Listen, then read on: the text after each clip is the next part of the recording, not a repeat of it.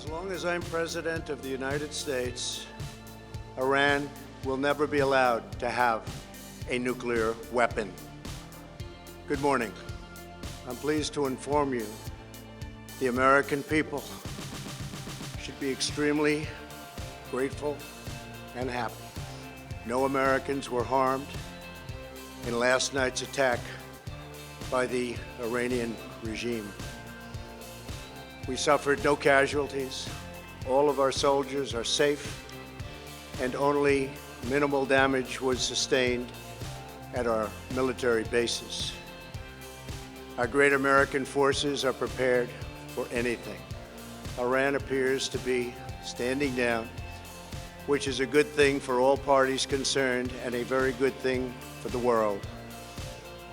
No American or Iraqi lives were lost because of the precautions taken, the dispersal of forces, and an early warning system that worked very well. I salute the incredible skill and courage of America's men and women in uniform. For far too long, all the way back to 1979 to be exact, nations have tolerated Iran's destructive and destabilizing behavior in the Middle East and beyond. Those days are over. Iran has been the leading sponsor of terrorism, and their pursuit of nuclear weapons threatens the civilized world. We will never let that happen. Last week, we took decisive action to stop a ruthless terrorist from threatening American lives. At my direction, the United States military eliminated the world's top terrorist, Qasem Soleimani. As the head of the Quds Force, Soleimani was personally responsible for some of the absolutely worst atrocities. He trained terrorist armies, including Hezbollah, launching terrorist strikes against civilian targets. He fueled bloody civil wars all across the region. He viciously wounded and murdered thousands of U.S. troops, including the planting of roadside bombs that maim and dismember their victims. Soleimani directed the recent attacks on U.S. personnel in Iraq that badly wounded 4 service members and killed 1 American, and he orchestrated the violent assault on the U.S. Embassy in Baghdad. In recent days, he was planning new attacks on American targets, but we stopped him. Soleimani's hands were drenched in both American and Iranian blood. He should have been terminated long ago. By removing Soleimani, we have sent a powerful message to terrorists. If you value your own life, you will not threaten the lives of our people. As we continue to evaluate options in response to Iranian aggression, the United States will immediately impose additional punishing economic sanctions on the Iranian regime. These powerful sanctions will remain until Iran changes its behavior.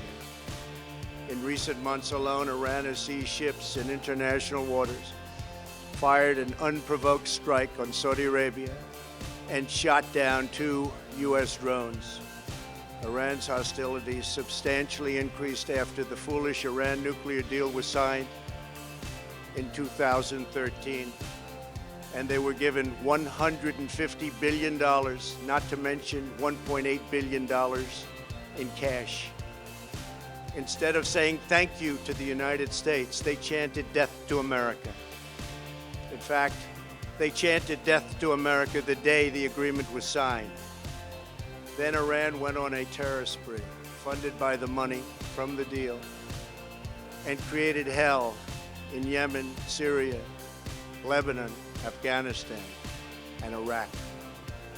The missiles fired last night at us and our allies were paid for with the funds made available by the last administration. The regime also greatly tightened the reins on their own country, even recently killing 1,500 people at the many protests that are taking place all throughout Iran.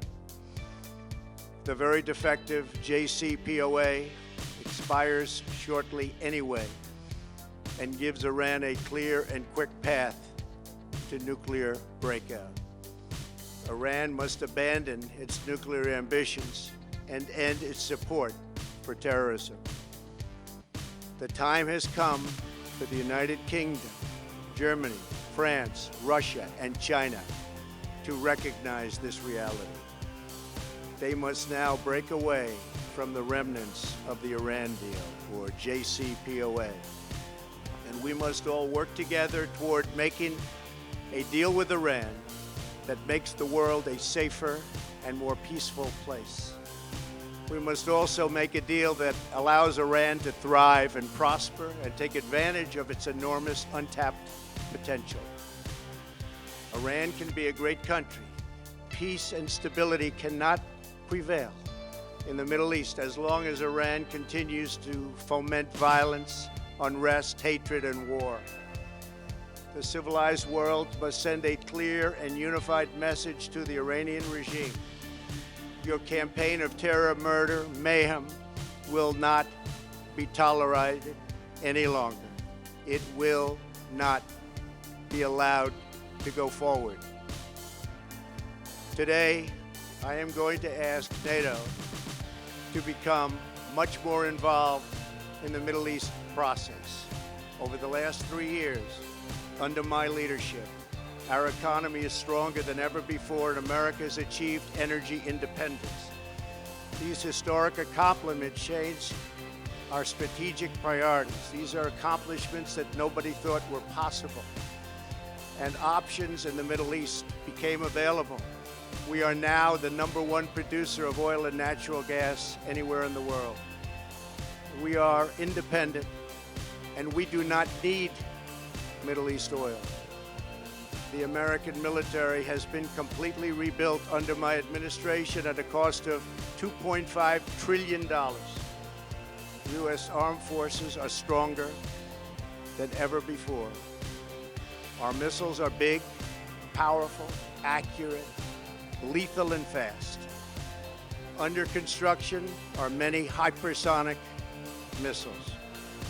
The fact that we have this great military and equipment, however, does not mean we have to use it. We do not want to use it. American strength, both military and economic, is the best deterrent. 3 months ago, after destroying 100% of ISIS and its territorial caliphate, we killed the savage leader of ISIS, al-Baghdadi, who was responsible for so much death, including the mass beheadings of Christians, Muslims, and all who stood in his way. He was a monster. Al-Baghdadi was trying again to rebuild the ISIS caliphate and failed. Tens of thousands of ISIS fighters have been killed or captured during my administration. ISIS is a natural enemy of Iran. The destruction of ISIS is good for Iran, and we should work together on this and other shared priorities. Finally, to the people and leaders of Iran, we want you to have a future, and a great future, one that you deserve, one of prosperity at home and harmony with the nations of the world. The United States is ready to embrace peace with all who seek it. I want to thank you, and God bless America. Thank you very much. Thank you.